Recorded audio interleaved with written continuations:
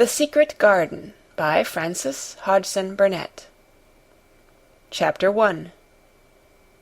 There is no one left. When Mary Lennox was sent to Misselthwaite Manor to live with her uncle, everybody said she was the most disagreeable-looking child ever seen. It was true, too. She had a little thin face and a little thin body, thin light hair and a sour expression. Her hair was yellow, and her face was yellow because she had been born in India, and had always been ill in one way or another. Her father had held a position under the English government, and had always been busy and ill himself, and her mother had been a great beauty who cared only to go to parties and amuse herself with gay people. She had not wanted a little girl at all, and when Mary was born she handed her over to the care of an ayah, who was made to understand that if she wished to please the Mem Sahib, she must keep the child out of sight as much as possible. So when she was a sickly, fretful, ugly little baby, she was kept out of the way, and when she became a sickly, fretful, toddling thing, she was kept out of the way also. She never remembered seeing familiarly anything but the dark faces of her ayah and the other native servants, and as they always obeyed her and gave her her own way in everything, because the Mem Sahib would be angry if she was disturbed by her crying, by the time she was 6 years old she was as tyrannical and selfish a little pig as ever lived. The young English governess who came to teach her to read and write disliked her so much that she gave up her place in 3 months. And when other governesses came to try to fill it, they always went away in a shorter time than the first one. So if Mary had not chosen to really want to know how to read books, she would never have learned her letters at all. One frightfully hot morning, when she was about 9 years old, she awakened feeling very cross, and she became crosser still when she saw that the servant who stood by her bedside was not her ayah. "Why did you come?" she said to the strange woman. "I will not let you stay. Send my ayah to me."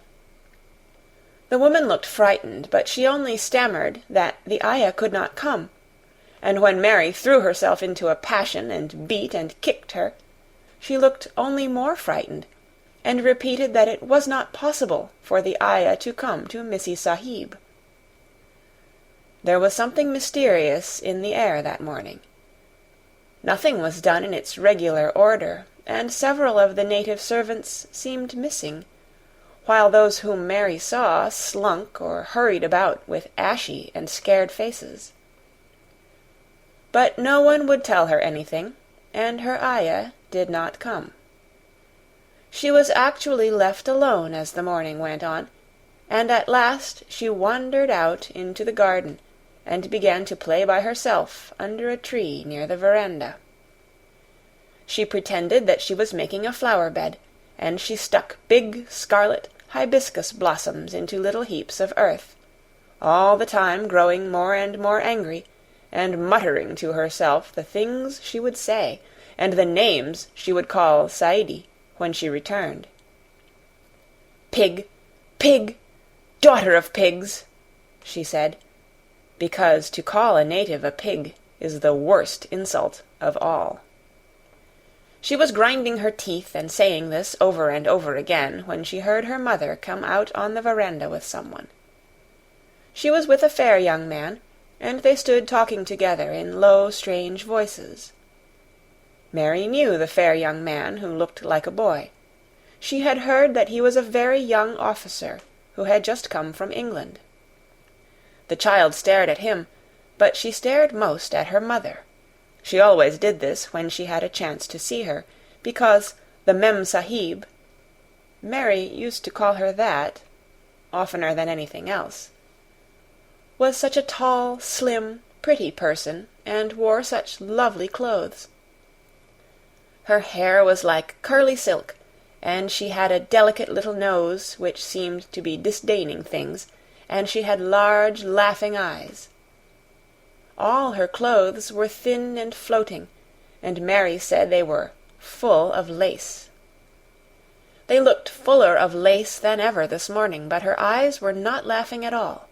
They were large and scared, and lifted imploringly to the fair boy officer's face. "Is it so very bad? Oh, is it?" Mary heard her say. "Awfully," the young man answered in a trembling voice. "Awfully, Mrs. Lennox. You ought to have gone to the hills 2 weeks ago." The Mem-Sahib wrung her hands. "Oh, I know I ought," she cried. "I only stayed to go to that silly dinner party. What a fool I was!" At that very moment such a loud sound of wailing broke out from the servants' quarters that she clutched the young man's arm, and Mary stood shivering from head to foot. The wailing grew wilder and wilder. "What is it? What is it?" Mrs. Lennox gasped. "Someone has died," answered the boy officer. "You did not say it had broken out among your servants." "I did not know," the Mem-Sahib cried. "Come with me, come with me." And she turned and ran into the house. After that, appalling things happened, and the mysteriousness of the morning was explained to Mary. The cholera had broken out in its most fatal form, and people were dying like flies. The ayah had been taken ill in the night, and it was because she had just died that the servants had wailed in the huts. Before the next day 3 other servants were dead, and others had run away in terror. There was panic on every side, and dying people in all the bungalows. During the confusion and bewilderment of the second day, Mary hid herself in the nursery, and was forgotten by everyone. Nobody thought of her, nobody wanted her, and strange things happened of which she knew nothing. Mary alternately cried and slept through the hours. She only knew that people were ill, and that she heard mysterious and frightening sounds. Once she crept into the dining-room and found it empty, though a partly finished meal was on the table, and chairs and plates looked as if they had been hastily pushed back when the diners rose suddenly for some reason. The child ate some fruit and biscuits, and being thirsty she drank a glass of wine which stood nearly filled. It was sweet, and she did not know how strong it was. Very soon it made her intensely drowsy, and she went back to her nursery and shut herself in again, frightened by cries she heard in the huts and by the hurrying sound of feet. The wine made her so sleepy that she could scarcely keep her eyes open, and she lay down on her bed and knew nothing more for a long time. Many things happened during the hours in which she slept so heavily, but she was not disturbed by the wails and the sound of things being carried in and out of the bungalow. When she awakened, she lay and stared at the wall. The house was perfectly still. She had never known it to be so silent before. She heard neither voices nor footsteps, and wondered if everybody had got well of the cholera and all the trouble was over. She wondered also who would take care of her now her ayah was dead. There would be a new ayah, and perhaps she would know some new stories. Mary had been rather tired of the old ones. She did not cry because her nurse had died. She was not an affectionate child, and had never cared much for anyone. The noise and hurrying about and wailing over the cholera had frightened her, and she had been angry because no one seemed to remember that she was alive. Everyone was too panic-stricken to think of a little girl no one was fond of. When people had the cholera, it seemed that they remembered nothing but themselves. But if everyone had got well again, surely someone would remember and come to look for her. But no one came, and as she lay waiting, the house seemed to grow more and more silent. She heard something rustling on the matting, and when she looked down she saw a little snake gliding along and watching her with eyes like jewels. She was not frightened, because he was a harmless little thing who would not hurt her, and he seemed in a hurry to get out of the room. He slipped under the door as she watched him. "How queer and quiet it is," she said. "It sounds as if there were no one in the bungalow but me and the snake." Almost the next minute she heard footsteps in the compound, and then on the veranda. They were men's footsteps, and the men entered the bungalow and talked in low voices.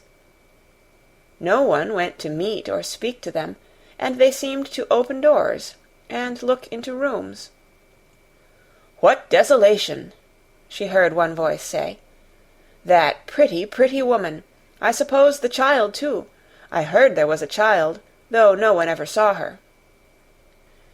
Mary was standing in the middle of the nursery when they opened the door, a few minutes later. She looked an ugly, cross little thing, and was frowning because she was beginning to be hungry and feel disgracefully neglected. The first man who came in was a large officer she had once seen talking to her father. He looked tired and troubled, but when he saw her he was so startled that he almost jumped back. "Barney!" he cried out. "There is a child here! A child alone in a place like this! Mercy on us, who is she?" "I am Mary Lennox," the little girl said, drawing herself up stiffly. She thought the man was very rude to call her father's bungalow a place like this. "I fell asleep when everyone had the cholera, and I have only just wakened up. Why does nobody come?" "It is the child no one ever saw," exclaimed the man, turning to his companions. "She has actually been forgotten." "Why was I forgotten?" Mary said, stamping her foot. "Why does nobody come?" The young man, whose name was Barney, looked at her very sadly. Mary even thought she saw him wink his eyes, as if to wink tears away. "Poor little kid," he said. "There is nobody left to come." It was in that strange and sudden way that Mary found out that she had neither father nor mother left, that they had died and been carried away in the night, and that the few native servants who had not died also had left the house as quickly as they could get out of it, none of them even remembering that there was a Missie Sahib. That was why the place was so quiet.